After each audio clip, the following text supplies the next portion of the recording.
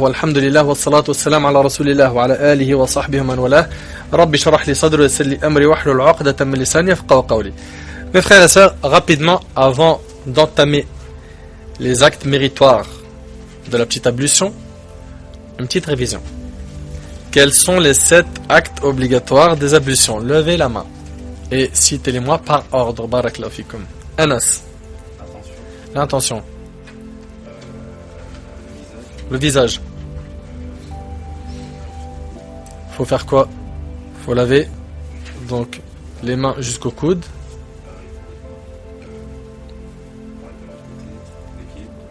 Les pieds. Il n'y a pas quelque chose qui manque? Donc par ordre. Mains jusqu'au coude. Passer les mains mouillées sur la tête. Laver les pieds jusqu'aux chevilles. Ok, après? Là, t'as combien d'actes obligatoires? Là, t'en as 5. Il en manque 2.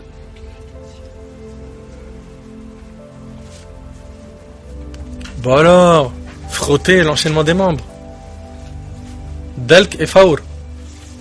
Allez, ça y est, c'est déjà appris ça. Je fais un contrôle tout de suite, tout le monde a 20. Ok? Ensuite, on a les actes sunnah. Les actes sunnah, ben, c'est hyper simple. On a commencé par les mains, jusqu'au poignet. Après, gargariser la bouche, aspirer l'eau et expulser. Ça en fait 4. Il en manque 3. Donc, on a les oreilles, c'est sunnah. On a aussi le retour de la tête.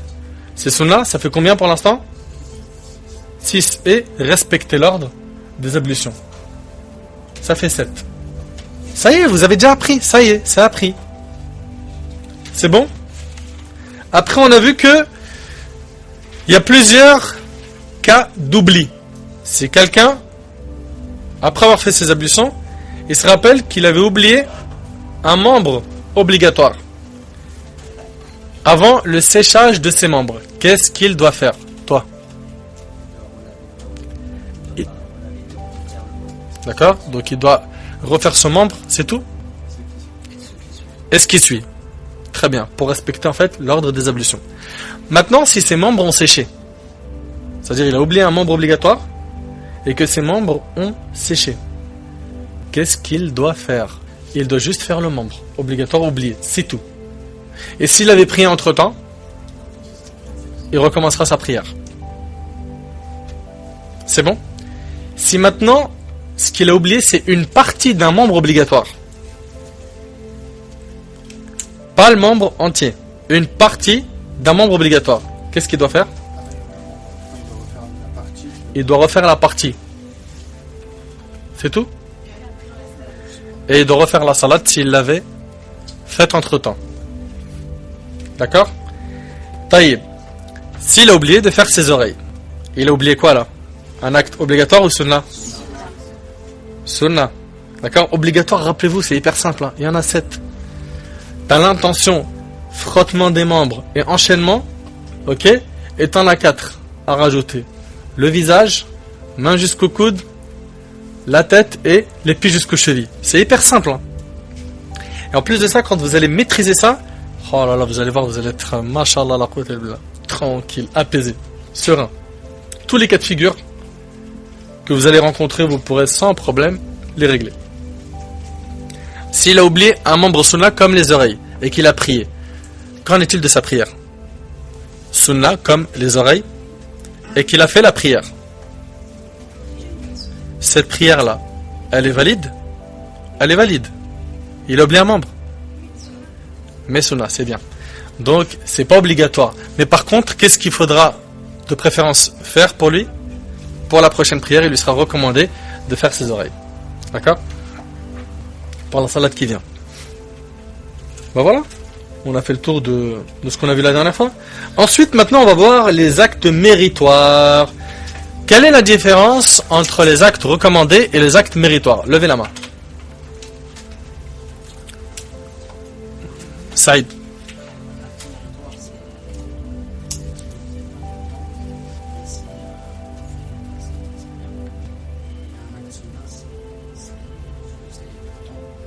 C'est الذي وضب عليه النبي صلى الله عليه وسلم. Ok? Donc c'est هو ما وضب عليه النبي صلى الله عليه وسلم, c'est ce que le prophète صلى الله عليه وسلم a toujours fait. Les actes méritoires, par contre, c'est un degré en dessous. C'est ce qui a été fait par le prophète sallam et parfois ça a été délaissé. D'accord? Alors qu'est-ce qu'on a dans les actes méritoires? On a le fait de dire Bismillah. Mentionner le nom d'Allah. Si quelqu'un a fait toutes ses ablutions sans dire Bismillah, ces ablutions sont valides. D'accord? Ensuite, il nous dit se frotter les dents avec du siwak. Siwak, vous connaissez? Hein?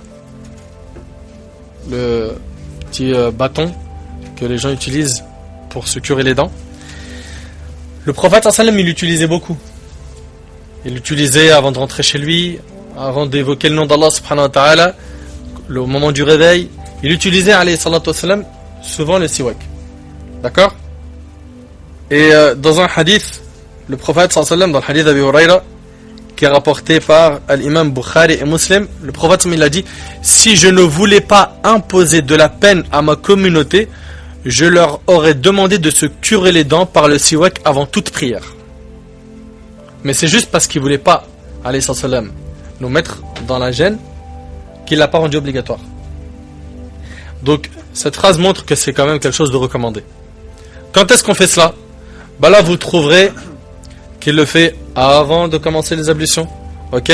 Vous allez trouver aussi avant le madmada. Gardez l'opinion d'avant le madmada et puis l'affaire elle est souple. D'accord? Elle est souple. Donc avant qu'il gargarise sa bouche, il se cure les dents. D'accord? Puis après il met l'eau dans sa bouche et il recrache. D'accord? Wa yustahab an yastaka biyadihi al-yusra 'inda Ahmad. Chez l'imam Ahmad, il est préférable qu'il tienne le siwak avec la main gauche. Pourquoi? Parce que pour lui le principe c'est quand on nettoie, ça se fait avec la main gauche. D'accord? لأنه من باب إماتة الأذى وهو اختيار ابن تيمية. وعند الإمام مالك رحمه الله وأبي حنيفة يستحب باليمنى. Chez l'imam Abu Hanifa et l'imam Malik, vous retiendrez ça, il est recommandé de le faire avec la main droite. Pourquoi? Parce que le prophète sallam aimait commencer les choses par la droite. Aïcha radhiyallahu anha, elle dit que le Nabi sallam kana yu'jibuhu at-tayammun. Le prophète sallam aimait commencer par la droite. Dans quoi? Tarajjulihi, c'est-à-dire quand il se coiffait les cheveux. Il commençait d'abord par le côté droit. Fi tana'ulihi, quand il mettait ses chaussures, il commençait d'abord par le pied droit. Et dans toutes ses affaires.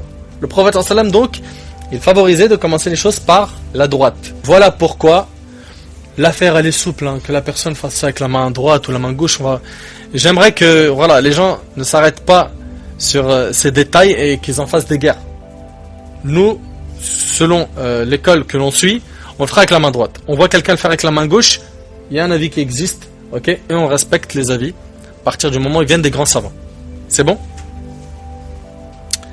Très bien. فَإِنْ لَمْ يَجِدْ عُودًا. S'il ne trouve pas de siwak, qu'est-ce qu'il fait?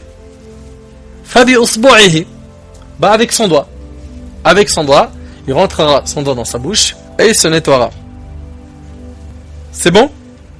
Maintenant, comment est-ce qu'on tient un siwak? Ibn Mas'ud radiyallahu anhu, il décrit cela, il dit qu'on le tient de cette manière-là. Bon, désolé pour ceux qui nous écoutent à travers l'enregistrement. Il faut le voir en live. D'où l'importance d'assister au cours en live. Donc comme ça. Ok? 2 doigts en bas et 3 en haut. Et on ne procède pas comme une brosse à dents où on prend d'en haut en bas. Non. On prend l'étage d'en haut, de droite à gauche, puis après d'en bas, de droite à gauche. Vous avez compris? Ensuite, on a, troisièmement, laver plus d'une fois le visage et les mains. Vous avez remarqué que ça, c'était pas cité dans les actes obligatoires, 2 ou 3 fois le membre, et ni dans les actes sunnah. Ça, c'est dans les actes méritoires. Par contre, je vais vous conseiller une chose.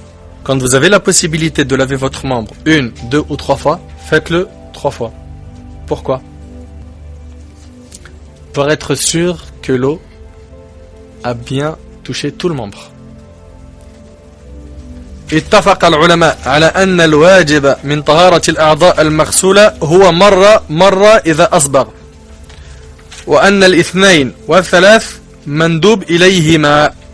Donc voilà, qui est connu, c'est que l'obligatoire, c'est une fois. 2 ou 3 fois, c'est un acte méritoire. Et le prophète sallam, il a déjà fait les ablutions en faisant ses membres qu'une fois, et il les a fait aussi en faisant ses membres 2 fois. Et dans le hadith de Uthman, radiyallahu anhu, qui est rapporté par l'imam al-Bukhari, il a fait ses membres 3 fois. Ok? Et l'imam Malik, rahimahullah, il dit, dans le Mudawana, La uhibbu al-wahida, illa min al-alim, falaysa fihi ijab ziyada alayha. Lui, pour lui, il préfère pas qu'on fasse ça qu'une fois. Il dit sauf si c'est un savant. Un savant, lui, il fait très attention. Et là, malheureusement, en apprenant que tel acte et sunna est pas obligatoire, ben, il se retrouve à délaisser cet acte. Donc finalement, la science peut, chez certaines personnes, être une cause qu'il diminue ses bonnes actions. T'imagines? Ça veut dire il apprend. Puis après, ben, ça je le fais pas, parce que c'est sunna. Avant, il savait pas que ça c'était sunna, ça c'était obligatoire, il faisait tout. Ok? Pour lui, tout ça, il fallait le faire. Point barre. Maintenant qu'il arrive à nommer les choses, ça c'est sunna, ça c'est obligatoire, ça c'est un acte méritoire, etc. Ben, il commence à freiner. Faites attention, c'est à double tranchant l'ilm. C'est à double tranchant. Oui?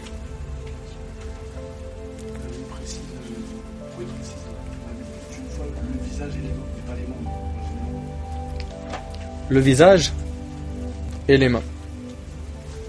Il a posé une question, Kevin, qui est très intéressante. Il a dit, pourquoi est-ce qu'il a parlé que du visage et des mains? Il y a quoi comme acte qu'on lave 3 fois? C'est dans le visage tout ça. Pieds. Ok, mais mains c'est déjà dedans. Laver plus d'une fois le visage et les mains. Donc il manque en fait les pieds ici. Ah ben écoute bien. ولم يذكر المصنف الرجلين لأن التحديد فيهما بعدد الغسلات راجع إلى الإنقاء في قول مالك. Parce que chez l'imam Malik rahimahullah, pour les pieds, pourquoi il les a pas cités dans ce qu'on doit laver 3 fois, dans les actes méritoires? C'est parce que si il lave les pieds une fois et que l'histoire elle est bouclée, c'est propre, ça suffit. Vous avez compris? Ensuite, il nous dit quoi? Passer les mains mouillées sur la tête en allant de l'avant vers l'arrière. Oui, l'ordre en fait ici. Al-bada'atu bi muqaddam ar-ra's. C'est-à-dire, vous savez que les cheveux, vous écoutez attentivement, on commence par là et on revient par là. Ok? Cet ordre-là, c'est un acte méritoire. Donc si quelqu'un fait comme ça et il fait comme ça, il n'y a pas de souci. Mais par contre, qu'est-ce qui sera obligatoire? Que de la pousse des cheveux à la nuque. Hein. Ok? On a dit que le retour, c'est sunna. C'est bon? Tartib sunan. Oui. Juste avant, quand on parlait des actes obligatoires, il y avait écrit passage des mains mouillées sur toute la tête, d'avant en arrière. Même là, il y a indiqué l'ordre. Ouais. Je vois pas de différence entre l'acte obligatoire et passer. Non, vous n'avez pas compris là en fait. Vous écoutez s'il vous plaît? Là, il parle de l'ordre. L'ordre. C'est-à-dire que, regardez bien s'il vous plaît. De devant à derrière, c'est obligatoire. De derrière à devant, c'est recommandé. L'ordre, le fait de commencer par devant, c'est un acte méritoire. Alors qu'au début, c'est pas de l'ordre. Non, il identifie en fait la partie. Ça, c'est des questions intelligentes. J'aime bien ces questions. Faut pas hésiter. Hein. C'est bon jusque-là? Après, tartib sunan. Oui, suivre l'ordre prescrit pour les actes vivement recommandés. Donc les actes recommandés, on en a cité 7. Leur ordre, c'est un acte méritoire. Il n'y a rien à comprendre là, il faut juste enregistrer. C'est bon? Ça va? C'est pas douloureux, c'est cool là. Détendu. Laver chaque membre en faisant preuve d'économie dans l'utilisation de l'eau. Oui. Ah, économiser l'eau. On va parler un petit peu de l'utilisation de l'eau. Abdullah ibn Amr ibn al-As radiyallahu anhuma, il rapporte que le prophète sallallahu alayhi wa sallam passa à côté de Sa'd radiyallahu anhu qui faisait ses ablutions. Et il lui a dit, pourquoi ce gaspillage au Sa'd? Il gaspillait l'eau. Nous on va parler de notre cas, je vais vous parler avec des chiffres, Inch'Allah, bien comme il faut. Pourquoi ce gaspillage au Saad? Y a-t-il du gaspillage dans les ablutions? Dit Saad. Et il lui a dit oui, même si tu te trouvais au bord d'un fleuve débordant. En 2 mots, n'abuse pas, n'exagère pas. Ok? Et Allah subhanahu wa ta'ala, il a dit quoi? Il a dit dans Surat Al-An'am, dans le verset 14, Surat Al-An'am c'est la Surat 6, verset 14, وَلَا تُسْرِفُوا إِنَّهُ لَا يُحِبُّ الْمُسْرِفِينَ. Et ne gaspillez point, car il, à savoir Allah, n'aime pas les gaspilleurs. Et dans le hadith d'Abdullah ibn Mughaffal, radiyallahu anhu, ce hadith-là, il est rapporté par l'imam Ahmad. Vous écoutez attentivement, s'il vous plaît. Abdullah ibn Mughaffal, il rapporte qu'il a entendu son fils dire Allahumma inni as'aluka al-qasr al-abyad an yamin al-jannah idha dakhaltuha. Il a dit, ô Seigneur, je te demande de m'accorder le palais blanc qui se trouve à droite du paradis si j'y entre. Vous écoutez, hein? Il a dit, ô Seigneur, je te demande de m'accorder le palais blanc qui se trouve à droite du paradis si j'y entre. Son père lui a dit, mon fils, demande à Allah le paradis et cherche auprès de lui refuge contre l'enfer. Car j'ai entendu le messager d'Allah sallallahu alayhi wa sallam dire, il y aura dans cette communauté des gens qui exagéreront dans les ablutions, à savoir dans le gaspillage de l'eau et dans l'invocation. وقد كان من هدي النبي صلى الله عليه وسلم أنه يتوضأ بالمد ويغتسل بالصاع. Ça, il faut l'écrire, ok, et l'apprendre par cœur. Le prophète faisait les ablutions avec un moud. Un moud, c'est environ 700 millilitres. C'est à peu près la petite bassine de la mosquée qu'on utilise pour faire les ablutions. Ok? C'est ce que le prophète utilisait pour faire les ablutions. Et le prophète faisait les grandes ablutions avec un sa', c'est environ 2,8 litres à 3 litres d'eau. Ok? Les grandes ablutions, c'est environ 2,8 à 3 litres d'eau. Les grandes ablutions. Le hadith que rapporte l'imam al-Bukhari, selon Anas radiyallahu anhu, kana Rasulullah sallallahu alayhi wa sallam yaghtasilu bis-sa' ila 5 amdad wa yatawadda bil-mud. Le prophète sallallahu alayhi wa sallam, il faisait les grandes ablutions avec un sa', ok, et il faisait les ablutions avec un moud. C'est rapporté par Bukhari et Muslim. D'accord? Donc, les grandes ablutions, c'est à peu près 2 bouteilles d'1,5 litre d'eau. Okay. Les grandes ablutions. On parle de notre cas. Chaque Français utilise en moyenne 148 litres d'eau par jour. Chaque Français utilise en moyenne 148 litres d'eau par jour. Ce qui fait environ 100 bouteilles d'eau d'1,5 litre. Un bain, c'est environ 150 litres. Une douche, c'est environ 60 litres. Ça fait beaucoup, hein. Quand on appuie sur la chasse d'eau, c'est entre 6 et 9 litres. Et d'ailleurs, je vous invite, quand les gens font leurs petits besoins, de ne pas appuyer à fond. Ok? Il y a d'ailleurs des systèmes qui nous permettent d'économiser de l'eau. Ok? Donc faites attention à ce gaspillage. Hein. Pourquoi? Parce qu'il y a 1,4 milliard de personnes qui n'ont pas accès à l'eau potable sur Terre. Vous imaginez? Et nous, on est sans pitié. Nous, on se brosse les dents avec minimum 1 litre d'eau. On se brosse les dents et on veut voir le robinet comme ça. Ouais, mortel. C'est vrai ou pas? On se brosse les dents et on le... J'arrive. Le robinet, il est à fond. Même quand on fait l'eau d'eau, à fond le robinet. Subhanallah, je me rappelle avoir vu des frères, Jazamullah khair, qu'Allah il les préserve, quand ils font les ablutions, il ouvre le robinet, il prend l'eau, il se lave la bouche, il ferme jusqu'à ce qu'il finisse, et après il rouvre un tout petit, et quand c'est ouvert, c'est un tout petit peu. Et c'est rapide, yani, c'est... Avec une faible quantité d'eau, il fait les ablutions. Aujourd'hui, nous, le robinet est déjà à fond. Et puis en plus de ça, comme il y a eau chaude, eau froide, faut trouver le juste milieu. C'est une galère hein, quand il faut ouvrir le froid, et puis après le chaud, puis après... quand est-ce que ça arrive, l'eau tiède? Avant d'arriver à l'eau tiède, déjà, il a peut-être perdu 10-15 litres. Faut faire attention à tout ça. Faut faire très attention. On sera questionné le jour du jugement sur tous ces bienfaits qu'Allah nous a donnés. Notre robinet diffuse 12 litres d'eau par minute, jusqu'à 14 litres. Par minute, il diffuse entre 12 et 14 litres d'eau. Par minute, le robinet. Le robinet, par minute, il diffuse entre 12 et 14 litres d'eau.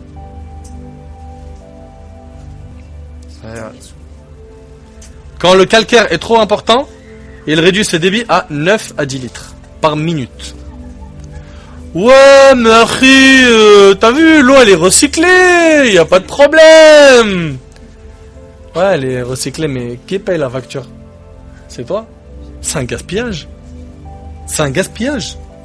Ça coûte de l'argent tout ça.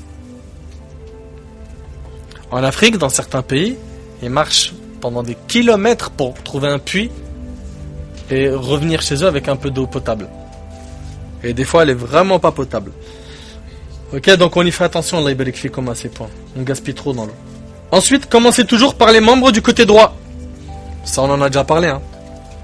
Ok, le prophète Sami donnait toujours préférence de commencer les choses par la droite.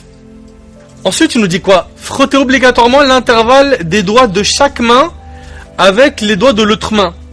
Ici, on y voit qu'il parle d'une obligation. L'auteur est revenu ici sur un acte obligatoire et il l'a placé ici. D'accord? Mais c'est un acte obligatoire. Le fait de frotter l'intervalle entre chaque doigt. Donc ça, c'est obligatoire pour les mains, mais par contre, pour les pieds, il dit que c'est recommandé.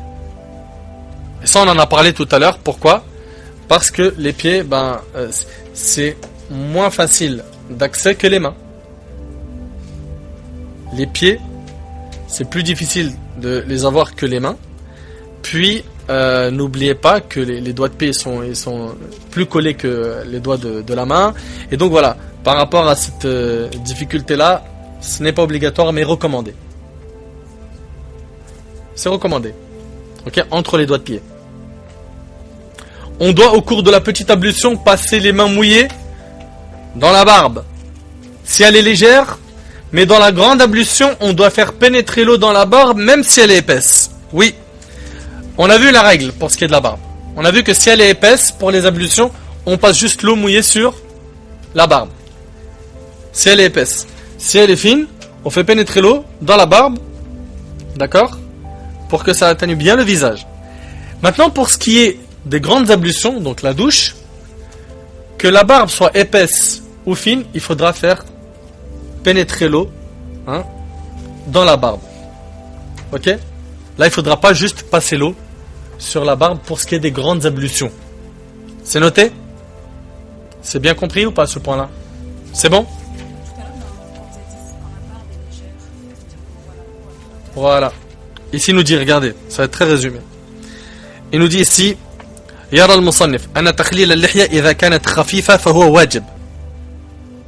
Donc si la barbe elle est légère, le mashhour, ce qui est très connu dans le madhab, c'est qu'il faudra ici laver. Ok? ومرادهم بالخفيفة ما تظهر البشرة. ومرادهم بالخفيفة ما تظهر البشرة معها تحت الشعر. La khafifa c'est laquelle? C'est celle qui laisse voir la couleur de la peau. وبالكثيفة ما لا تظهر البشرة تحتها قاله في التلقين. وأما في الغسل فيجب تخليلها فيه سواء كانت خفيفة أم كثيفة على المشهور لأن المطلوب المبالغة في الغسل. Comme pour le ghusl, il faut que l'eau pénètre tous les endroits du corps, et ben il faudra aussi rentrer l'eau dans la barbe même si elle est épaisse. Vous avez compris ce point? Dans le ghusl, c'est obligatoire que l'eau touche tout le corps. Et bien même là, dans ce cas de figure-là, la barbe épaisse, c'est plus une exception. Elle aussi, il faudra lui faire rentrer l'eau à l'intérieur. Voilà. On vient de terminer les actes méritoires des ablutions. Y a-t-il des questions? Oui? Ouais.